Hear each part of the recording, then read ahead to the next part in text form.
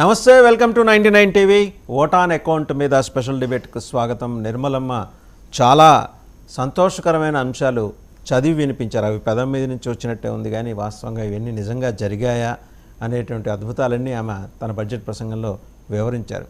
సరే, ఇది ఎలాగూ ఇంటరం, దీని బడ్జెట్ అంటానికి కూడా లేదు, జస్ట్ ఓట్ ఆన్ అకౌంట్. ఒక పార్లమెంట్ నుంచి పర్మిషన్ తీసుకొని క్యాబినెట్ ప్రవేశపెట్టిన బడ్జెట్ ఈ 3 నెలల స్వల్పకాలిక వ్యవధికి. బట్ ఏం చేస్తామని చెప్పేదానికన్నా ఏం చేశాము అని చెప్పుకునే దాని మీదే ఆర్థిక మంత్రి నిర్మలా సీతారామన్ ప్రత్యేకంగా శ్రద్ధ పెట్టినట్టు కనిపిస్తోంది. ప్రైవేట్ సెక్టర్కి 1,00,000 కోట్ల కార్పస్ ఫండ్, పేదరిక నుంచి 25 కోట్ల మందికి విముక్తి. ఇవి వినటానికి చాలా లుక్రేటివ్గాను చాలా అట్రాక్టివ్గా ఉన్నాయి. బట్ నిజంగా అది జరిగిందా? అలాగే దీంతోపాటు మిగిలిన అన్ని అంశాలు చర్చించడానికి మనతో ఉన్నారు ప్యానెల్లో కార్తీక్ నాయుడు గారు, కాంగ్రెస్ నాయకులు. నమస్తే కార్తీక్ నాయుడు గారు.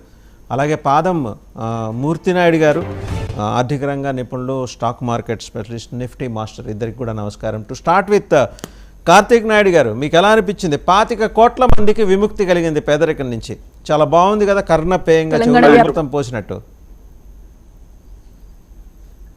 కార్తీక్ నాయుడు గారు, హలో. కార్తీక్ నాయుడు గారు వినిపిస్తుందా?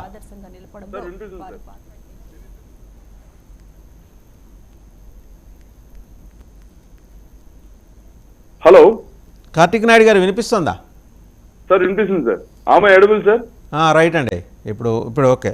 చూశారు కదా, 25 కోట్ల మందికి పేదరికం నుంచి విముక్తి, అలాగే ప్రైవేట్ సెక్టర్కి 1,00,000 కోట్ల కార్పస్ ఫండ్ అండ్ ముద్రా రుణాలు అయితే లెక్క జమా లేనని ఇచ్చేశారట. ఇచ్చేసా అని చెప్పేసి చెప్తున్నారు. అవును సార్. ఇప్పుడు వాళ్ళు ఏం చెప్పేసి చెప్పుకుంటున్నారంటే, ఇంతకుముందు సబ్కా సాత్ సబ్కా వికాస్ అని చెప్పేసి చెప్పుకునే వాళ్ళు యాక్చువల్ గా ఇప్పుడు ఈ కోవిడ్ టైం తర్వాత కానీ, లేకపోతే ఇప్పుడు జరిగినటువంటి పరిణామాలు ఇవన్నీ చూసుకొని దాని తర్వాత మళ్ళీ వీళ్ళు సబ్కా విశ్వాస్ అని చెప్పేసి కూడా ఇప్పుడు 2000 లాస్ట్ ఇయర్ బడ్జెట్ కి ఈ ఇయర్ బడ్జెట్ చూసుకుంటే ప్రతి ఒక్క ఎకనామిస్ట్ ఏమనుకున్నారంటే, ఈసారి ఫిజికల్ డెఫిసిట్ అనేది తప్పకుండా ఈసారి రెడ్యూస్ చేస్తారు, 5.3కి ఇలా తీసుకొని వస్తారని అనుకున్నారు. గత 5 ఏళ్లలో ఈ యొక్క ప్రభుత్వం అంటే ఇప్పుడు వాళ్ళు చేసినటువంటి అంటే అండర్ డెవలప్మెంట్ లో వాళ్ళు ఏమనుకున్నారంటే, అంటే ఇప్పుడు కోవిడ్ వాళ్ళకి సేవ్ చేసింది ఈ గవర్నమెంట్ ని, కానీ సేవ్ చేసిన తర్వాత నుంచి వాళ్ళు తీసుకుని వచ్చి బయటకు వచ్చి మరి ఏమన్నా చేస్తున్నారా, లేకపోతే మన యొక్క కంట్రీ ఒక డెవలప్మెంట్ కోసం కావచ్చు, మీరు అన్నటువంటి ఎంఎస్ఎంఈలు కావచ్చు, లేకపోతే యూత్ ఒక ఎంపవర్మెంట్ కావచ్చు, లేకపోతే ఇంతమందిని మేము పేదరికం నుంచి బయటకు తీసుకొని వచ్చామని చెప్పేసి చెప్తున్నటువంటి ప్రభుత్వం మరి ఎందుకు ఫిజికల్ డెఫిసిట్ ని 5.8%కి ఈరోజు తీసుకొని వచ్చింది, అక్కడే పెట్టింది. ఆ తర్వాత ఈ రోజు ఎకనామిస్ట్ వీళ్ళందరూ కూడా ఎక్స్పెక్ట్ చేసినటువంటి 5.3కి ఎందుకు తీసుకురాలేకపోయింది అనేది ప్రభుత్వం కూడా ఆలోచన చేసుకోవాల్సిన అవసరం ఉంది. వీటన్నిటిని విస్మరించి ఈ రోజు వాళ్ళు ప్రవేశపెట్టిన బడ్జెట్ అలాట్మెంట్స్ ఎలా ఉన్నాయని చూస్తే దీన్ని బట్టే చెప్పొచ్చు వాళ్ళు పేదరికం నుంచి ఈ దేశాన్ని తీసుకురాలేదు, మళ్ళీ పేదరికంలో నెట్టారు అని చెప్పేసి ఈ యొక్క బడ్జెట్ అలాట్మెంట్స్ చెప్తున్నాయి తప్ప నిజంగా ఈ రోజు మన ఫైనాన్స్ మినిస్టర్ చెప్తూ అది ఆ విధంగా లేదని చెప్పేసి చెప్పొచ్చు. రైట్. మళ్ళీ మీ దగ్గరకు వస్తా అంటే ఒకసారి మూర్తి నాయుడు గారి దగ్గరికి వెళ్ళాం. మూర్తి నాయుడు గారు, సరే, స్టాక్ మార్కెట్ స్పెషలిస్ట్గా, నిఫ్టీ మాస్టర్గా మీరు how do you look at the interim vote on account? మనం we can't say this as a budget కాబట్టి ఓట్ ఆన్ అకౌంట్ మీకు ఎలా అనిపిస్తుంది? అంటే సరే, పేదరికం అలాంటి అంశాల మీద పెద్దగా మనం మాట్లాడే కన్నా కూడా మార్కెట్స్కి ఏమన్నా బూస్ట్ కలిగే విధంగా ఈ ఓట్ ఆన్ అకౌంట్ ఉండే అవకాశం ఉందా? మార్కెట్ పర్సెప్షన్లో ఎలా చూస్తున్నారు మీరు? ఆల్రెడీ మీరే చెప్పారు, ఇంటర్మ్ బడ్జెట్ ఇది. అందులోనూ ఎలక్షన్ ముందు వస్తుంది కాబట్టి కొద్దిగా ఆశించడం అయితే జరిగింది, కానీ ఆశించింది ఏమి జరగదన్న విషయం ముందుగానే మనం రాత్రి కూడా డిస్కస్ చేసుకున్నాం. రాత్రి డిస్కషన్ లో కూడాను అదే విధంగా దీంట్లో ఏంటంటే కొత్తగా ఏ విషయం చెప్పలేదు. ప్లస్ వాళ్ళు మేము ఏదైతే చేస్తున్నామో చూపిస్తున్నామో అన్నట్టుగానే తప్ప కొత్తగా ఏం చెప్తామో మీరు ఎంత నోటిఫై చేశారు, ఏం చేస్తామో వాళ్ళు నోటిఫై చేయలేదు అన్న విషయం. వాళ్ళు ఏంటంటే ఏదైతే 10 సంవత్సరాల నుంచి అభివృద్ధి ఉందో దాన్ని కొనసాగిస్తామని ఒక్క వర్డ్లో దాన్ని ముందుకు దాటేయడం జరిగింది. యాక్చువల్గా ఏదైతే ఫస్ట్ నుంచి 4 పిల్లర్స్ అంటున్నారో, ఏదైతే పేదరికము, అదేవిధంగా నిరుద్యోగ యువత, అదేవిధంగా మహిళ, ఏదైతే ఈ 4 పిల్లర్స్ ఏదైతే ఉన్నాయో వీటి మీదే మేము ఫోకస్ చేస్తున్నామో, వీటి మీదే మనం ముందుకు వెళ్తున్నాము అని చెప్తున్నారు. ఇందాక మన ఏదైతే కార్తీ నాయుడు గారు చెప్పినట్టుగా ఆ డెఫిసిట్ కూడా 5.3 వరకు తీసుకొస్తారేమో అన్నది అని ఉంటే అదేమి 2 years వరకు కూడా దాన్ని ప్రొలాంగ్ చేశారు. 5.1 వరకు 25 కల్లా వస్తుందని చెప్పారు. 25 చెప్పారు, అదే 24 కాకుండా 25 చెప్పారు. ఇప్పుడైతే 5.8 చెప్తున్నారు. అంటే వాళ్ళు ఏంటంటే మేము చేస్తున్నాం మీరు చూస్తా ఉండండి అనంటే తప్ప మేము ఏం చేస్తామో నెక్స్ట్ ఎలాకేషన్ ఏంటి యాక్చువల్గా అయితే అగ్రికల్చర్ బేస్డ్ లో ఏదైనా సబ్సిడీ పాయింట్ ఆఫ్ వ్యూలో కూడా ఏదైనా మాట్లాడతారేమో. ఎందుకంటే రైతు చాలా పరిస్థితి చాలా ఘోరంగా ఉంది. గ్రామీణ చేసిందే చెప్పారు, ఏం చేస్తామనే చెప్పారు. ఎందుకంటే 11,80,00,000 మంది అన్నదాతలకు ఆర్థిక సాయం చేశాము అన్నారు. రెండోది 4 కోట్ల మంది రైతులకు బీమా సౌకర్యం కల్పించాము అన్నారు.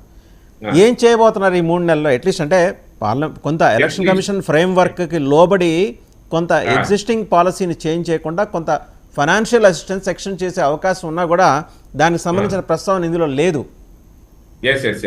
అదే యాక్చువల్గా ఏంటంటే ఏదైతే వాళ్ళకి ఇవ్వాల్సిన సబ్సిడీ పాయింట్ ఆఫ్ వ్యూలో కానీ ఏదైనా రైతాంగానికి కొంచెం బెనిఫిట్ అయ్యే విధంగా ఏదైనా బడ్జెట్ లో వస్తుందేమో, ఏదైనా ప్లస్ జరుగుతుందేమో అని ఎక్స్పెక్ట్ చేసేది తప్ప కానీ అది కూడా అక్కడ ఏమీ కనిపించలేదు. ఏదైతే గ్రామీణ భారత్ వాళ్ళకి కేటాయించే గ్రామీణ ఉపాధి హామీకి మాత్రం 86 కోట్లు కేటాయిస్తున్నాము. అదేవిధంగా పారిశ్రామిక ప్రోత్సాహకేమో 6,200 కోట్లు కేటాయిస్తున్నాము.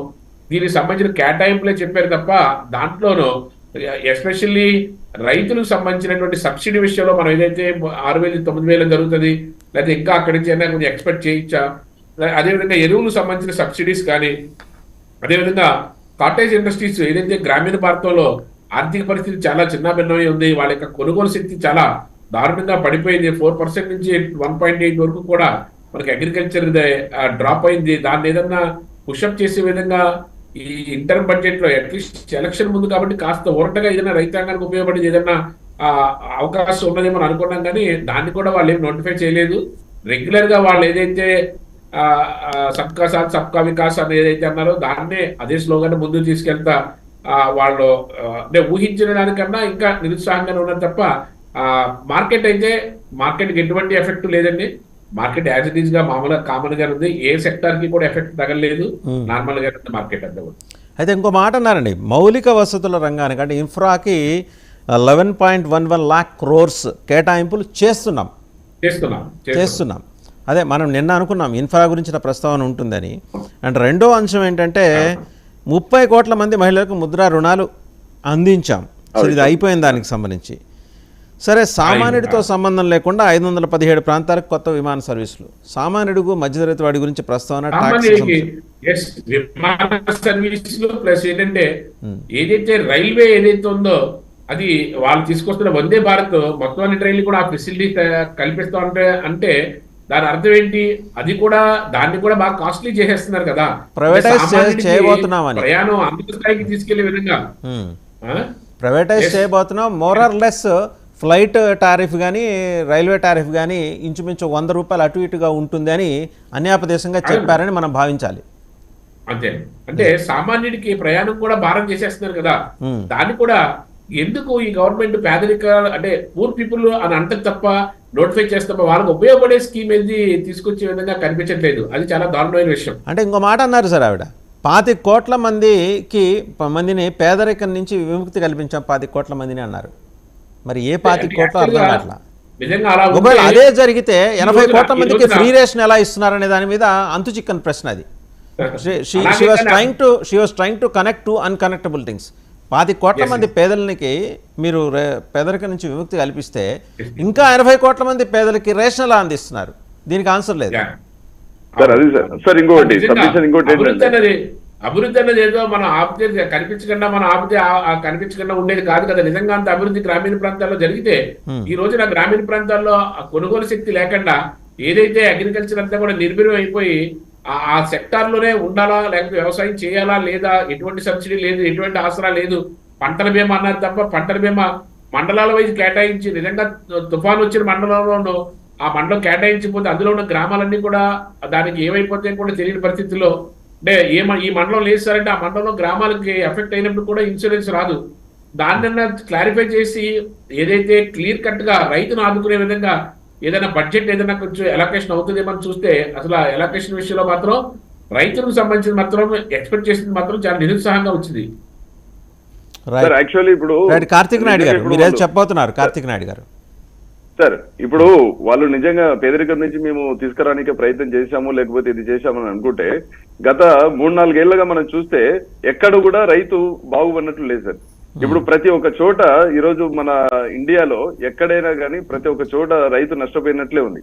అంటే ఇప్పుడు ఈ యొక్క రెయిన్ఫాల్ ఇష్యూస్ కావచ్చు, లేకపోతే జరిగేటువంటి పరిణామాలు కావచ్చు, ఇటువంటి అన్నిటి డిజాస్టర్స్ అన్ని చూస్తే ఎక్కడ చూసినా కూడా రైతు నష్టపోతూనే వచ్చినాడు. ఈ రోజు వాళ్ళు ఇచ్చినటువంటి బడ్జెట్ అలొకేషన్ లో కూడా ఇప్పుడు అగ్రికల్చర్ కి కేవలం 1.27 lakh crores ఇచ్చారు. దీన్ని బట్టి మనం చూస్తే ఎంఎస్పీ కూడా వాళ్ళు ఇచ్చే పరిస్థితుల్లో లేరు. లేకపోతే రైతు కొనుగోలు శక్తి కోసం వీళ్ళు నిర్మించే గోడౌన్స్ కావచ్చు, అవి కావచ్చు, లేకపోతే ఎటువంటి విషయాల్లో కూడా ఈ రోజు సీడ్ సప్లై కావచ్చు, లేకపోతే ఇంపోర్ట్స్ కానీ లేకపోతే ఎక్స్పోర్ట్స్ కానీ ఇట్లాంటి జరిగే రైతుకు సంబంధించిన ఎటువంటి దాంట్లో కూడా ఈ యొక్క ప్రభుత్వం అలొకేషన్స్ అన్ని జరుపుకోకుండా మేము పేదరికం నుంచి తీసుకొని వచ్చినామంటే ఎలా వరకు మనం నమ్మాలనేది మనందరం కూడా ఆలోచన చేసుకోవాల్సిన అవసరం ఉంది. అలాగే ఇప్పుడు రైతు ఒక రుణాల గురించి కూడా అసలు ప్రస్తావన లేకోకుండా వాళ్ళకి కనీసం 0 interest లోన్స్ ఇవ్వాలని ఒక ఆలోచన ఈ ప్రభుత్వం చేయకపోవడం, ఇటువంటివన్నిటిని చూస్తే కూడా ఎటువంటి పరిస్థితుల్లో ఇందాక మీరు కూడా అన్నారు, అంటే ఇప్పుడు రేషన్ మరి ఎలా ఇస్తున్నారు మీరు, 5 ఏళ్లకు మళ్ళీ మేము పొడిగించాము, అప్పుడు కోవిడ్ సమయం నుంచి ఇంతవరకే కూడా మేము ఫ్రీ రేషన్ అనేది ఈ ప్రభుత్వం ఇస్తుందని చెప్పి చెప్పుకున్నటువంటి ఈ ప్రభుత్వం మరి నిజంగా మీరు పేదరికం నుంచి మీరు తీసుకొని వచ్చినట్లయితే ఎందుకు మీరు ఫ్రీ రేషన్ ఇస్తున్నారనేది ప్రశ్నించాల్సిన అవసరం కూడా ఉంది. కేవలం ఈ రోజు ఈ బడ్జెట్ ఎంతసేపు ఉన్నా కూడా ఈ రానున్న ఎలక్షన్ లో ప్రస్తావన తీసుకొని చేసింది తప్ప వాళ్ళు ఆలోచన చేయండి. ఈ రోజు యూత్ కావచ్చు, లేకపోతే ఉమెన్ కావచ్చు, ఇచ్చినటువంటి కేటాయింపుల్లో ఎక్కడ కూడా వీళ్ళని ఎంకరేజ్ చేస్తున్నట్లు లేదు. ఇప్పుడు ఎంఎస్సీ మిల్లును పెట్టమని చెప్పేసి అడుగుతున్నటువంటి ప్రభుత్వం నిజంగా ఎంఎస్సీ మిల్లుకు ఒక ప్రోత్సాహానికి ఎంతవరకు ఈ బడ్జెట్ అలొకేషన్ చేసింది అనేది ఈ రోజు వాళ్ళే చెప్పుకోలేని పరిస్థితి. అలాగే ఇప్పుడు మహిళా సాధికారత కోసం ముద్రా లోన్స్ అని చెప్పేసి చెప్పుకున్నటువంటి ప్రభుత్వం మరి నిజంగా వాళ్ళు ఇంప్లిమెంట్ చేసింది ఎంతవరకు ఉంది అనేది ఆలోచన చేయాలి. ఈ రోజు ఈ యొక్క ఎంఎస్ఎంఈ నుంచి ప్రొడ్యూస్ అయినటువంటి వాటికి ట్యాక్స్ ఎగ్జంప్షన్స్ మీద క్లియర్ కట్ గా వాళ్ళు చెప్పట్లేదు. మరి ఏమనంటే లాస్ట్ ఇంత ముందు ఉన్న ట్యాక్స్ రిబేట్స్ ని 25 వరకు పొడిగిస్తామని చెప్పి చెప్తున్నారు కానీ లాస్ట్ ఇయరే ఎంఎస్ఎంఈ యొక్క ట్యాక్స్ రిబేట్స్ వల్ల నష్టపోయిన ఎంఎస్ఎంఈ యొక్క రీకన్స్ట్రక్షన్ కోసం కానీ లేకపోతే కార్తిక్ నాయుడు గారు మనతో పాటు బీజేపీ నాయకులు దేవకి వాసుదేవరావు గారు కూడా జాయిన్ అయ్యారు లైవ్ లో. నమస్తే దేవకి వాసుదేవరావు గారు. Sir, how do you look at the vote on account?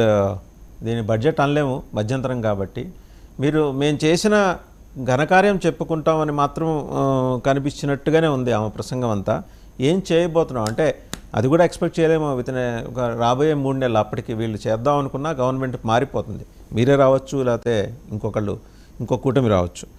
But వేరాస్ under score చేసి మాట్లాడాల్సిన అంశాలని కన్వీనియంట్గా విస్మరించారు ఆర్థిక మంత్రి నిర్మలా సీతారామన్ అనే ఒక అభిప్రాయం వ్యక్తమవుతుంది ఎలీట్ సెక్షన్స్ నుంచి. రైతులకి 4 కోట్ల మందికి రైతులకి బీమా సౌకర్యం అందించామన్నారు. అలాగే ఇంకోటి ఏంటన్నారు, 25 కోట్ల మందిని పేదరికం నుంచి వాళ్ళకి విముక్తి కల్పించామన్నారు. నా ప్రశ్న ఏంటంటే ఇంకా 80 కోట్ల మంది ఇంకా వాళ్ళకి రేషన్ మీరు విముక్తి కల్పిస్తే ఇంకా 80 కోట్ల మంది ఈ దేశంలో పేదలుగా ఎందుకున్నారు? వాళ్ళకి రేషన్ మీరు ఇంకా ఎందుకు అందిస్తున్నారు? మీరు దీన్ని మీ పర్సెప్షన్లో ఈ బడ్జెట్ని మీరు ఎలా అనలైజ్ చేస్తారు దేవకి వాసుదేవరావు గారు? ఒకటి, 910 టీవీ ప్రేక్షకులకి అదేవిధంగా తోటి అనలిస్ట్ అందరూ కూడా నమస్కారాలు తెలియజేస్తూ, భారతీయ జనతా పార్టీ ఒక బాధ్యతాయుతమైన పార్టీ. ఎన్నికల కోసము, ఓట్ల కోసము అలవి కాని వాగ్దానాలు చేసేసి ఎన్నికల్లో లబ్ధి పొందే ఆలోచన భారతీయ జనతా పార్టీకి మొదటి నుంచి లేదు. మొన్న చూస్తే కూడా మనం అసెంబ్లీ ఎన్నికల్లో కూడా ఏ విధంగా మేనిఫెస్టో ఉందనేది కంపేర్ చేసుకుంటే పెద్దగా మీరు అందరూ ఆల్రెడీ అయిపోయింది ఉంది కాబట్టి మేనిఫెస్టోలు కాంగ్రెస్ పార్టీది కావచ్చు, బీఆర్ఎస్ పార్టీది కావచ్చు, లేకపోతే బీజేపీ మేనిఫెస్టో చూస్తే మనకు అర్థమవుతుంది. బాధ్యతాయుతంగా పార్టీ ఉంది కాబట్టి దేశమంతా కూడా భారతీయ జనతా పార్టీని మన జరిగిన అసెంబ్లీ ఎన్నికల్లో కూడా మమ్మల్ని మళ్ళీ గెలిపించడం జరిగింది. అయితే ఇందాక ఒక ప్రశ్న మీరు అడిగారు, 25 కోట్ల మంది ప్రజల్ని పేదరికం నుంచి విముక్తి కల్పించామని చెప్పారు ఆర్థిక మంత్రి నిర్మలా సీతారామన్. దాని గురించి చెప్తున్నాను. కానీ మీరనేది 80 కోట్ల మందికి ఎందుకు రేషన్ ఇస్తున్నారని. మొత్తం జనాభా 140 కోట్లు, అది మనం మర్చిపోయినట్టు. 140 కోట్ల జనంలో 25 కోట్ల మందిని కొత్తగా, అంటే ఇంతకు ముందు కంటే ఇంకొక 25 కోట్ల మందిని మల్టీ డైమెన్షనల్ పావర్టీ తీసుకొచ్చారని చెప్పడం జరిగింది. అంటే ఇంకా మొత్తం మన పాపులేషన్ 80 కోట్లు, 140 కోట్లు.